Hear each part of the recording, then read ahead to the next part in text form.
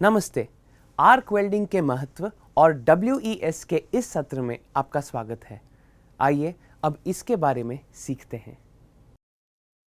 आइए इस सेशन के उद्देश्यों को जानते हैं।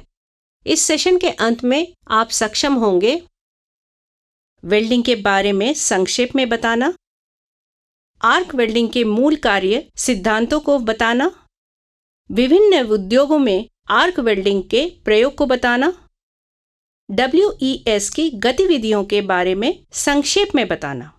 आइए पहले जानते हैं कि वेल्डिंग क्या होती है।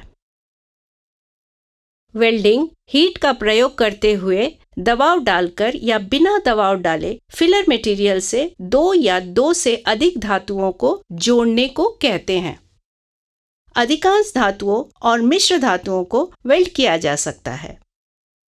जोड़े जाने वाली सामग्रियों को एक दूसरे के संपर्क में रखा जाता है और आवश्यक ऊर्जा मुख्य रूप से हीट उसके ऊपर डाली जाती है।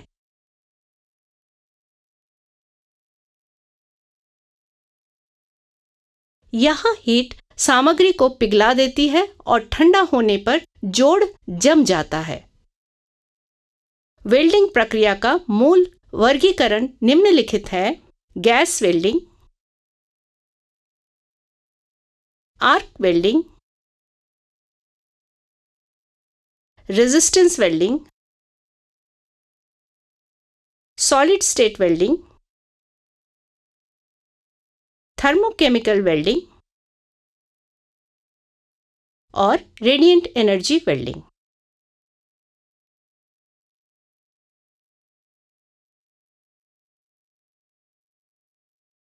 आर्क वेल्डिंग का मूल वर्गीकरण है: कार्बन आर्क, शील्ड युक्त metal arc welding, submerged arc welding, gas tungsten arc welding जो गैर उपभोग्य इलेक्ट्रोड से, metal inert gas welding, electroslag, plasma arc यानी गैर उपभोग्य इलेक्ट्रोड से। एक सामान्य प्रकार की वेल्डिंग SMAW शील्ड युक्त मेटल आर्क वेल्डिंग होती है। इसे स्टिक वेल्डिंग भी कहते हैं। सामान्यतया यह एक मैनुअल प्रक्रिया है जिसमें एक फ्लक्स कोटेड उपयोग योग्य इलेक्ट्रोड का इस्तेमाल किया जाता है। आइए अब SMAW वेल्डिंग के कार्य सिद्धांतों को जानते हैं। आर्क वेल्डिंग प्रक्रिया की हीट का सोर्स इलेक्ट्रिक आर्क होता है जो दो बिजली प्रवाहित होने वाली सामग्री से उत्पन्न होती है और इसे एक छोटे से एयर गैप से अलग किया जाता है। फ्लक्स कोटेड इलेक्ट्रोड बिजली के परिपथ के एक ध्रुव के रूप में काम करता है, जबकि वर्कपीस बिजली के परिपथ के दूसरे ध्रुव के रूप में काम करता है। जब आर्क मेटल इलेक्ट्रोड और वर्कपीस के बीच में चिपक जाता है तो आर्क धातु को गर्म करता है और तरल धातु बनाता है। इलेक्ट्रोड की नोक और वर्कपीस के बीच की दूरी जिससे आर्क बनता है उसे आर्क लेंथ और आर्क गैप कहते हैं। रेजिस्टेंस प्रत्यक्ष रूप से आर्क की लंबाई पर निर्भर करता है। आर्क की लंबाई आमतौर पर 3 मिलीमीटर होती है और यह इलेक्ट्रोड के व्यास पर निर्भर करती है। आमतौर पर स्टिक वेल्डिंग के मामले में इलेक्ट्रोड की सामग्री उपयोग योग्य होती है, जो वर्कपीस की सामग्री का ही बना होता है, के ऊपर फ्लक्स की परत चढ़ाई जाती है और यह आर्क पर प्रहार करता है तथा वेल्डिंग प्रक्रिया में इसकी खपत होती है। इलेक्ट्रोड की खपत होती है जैसे ही धातु जमा होती है। इलेक्ट्रोड पर चढ़ाई गई फ्लक्स की परत उच्च तापमान में शील्ड युक्त गैस उत्पन्न करती है जो वातावरण की गैस से पिघली हुई धातु को शील्ड कर देती है, जिससे धातु का ऑक्सीकरण होता है। यह हीट के नुकसान को कम करने के लिए आर्क के स्थिरीकरण एवं स्लैग बनाने के भी काम करता है, जिससे वेल्ड की संपूर्ण बीट गुणवत्ता में सुधार होता है। धातु का तरल पदार्थ वर्क के साथ मिल जाता है और इसका हिस्सा बन जाता है। ठंडा होने पर समरूप बंधन और जोड़ से ठोस धातु बनती है।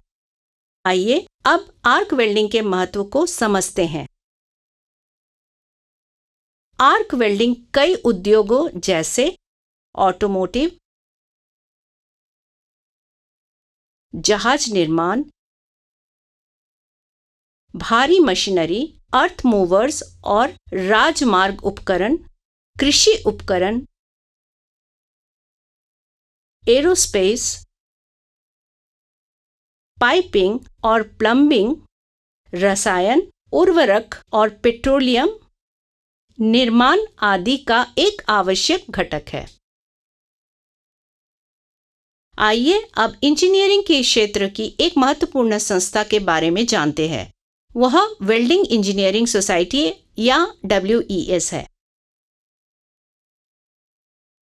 Japan welding engineering society JWES ने वेल्डिंग प्रौद्योगिकी सूचना केंद्र की शुरुआत सन 2006 में वेल्डिंग इंजीनियरों की मदद करने और आने वाली पीढ़ियों को तकनीक स्थानांतरित करने के लिए द्वितीय विश्व युद्ध के बाद से जापान में संचित वेल्डिंग तकनीकों के बारे में जानकारी प्रदान करने के लिए की गई थी। Japan welding engineering society standard यानी WES स्टैंडर्ड में कई कार्य शामिल हैं। ये हैं परीक्षण और निरीक्षण, मूल सामग्री, वेल्डिंग सामग्री, वेल्डिंग और कटिंग मशीन्स, डिजाइन और फैब्रिकेशन, प्रमाणन, वेल्डिंग और जॉइनिंग के बारे में सुरक्षा और स्वास्थ्य।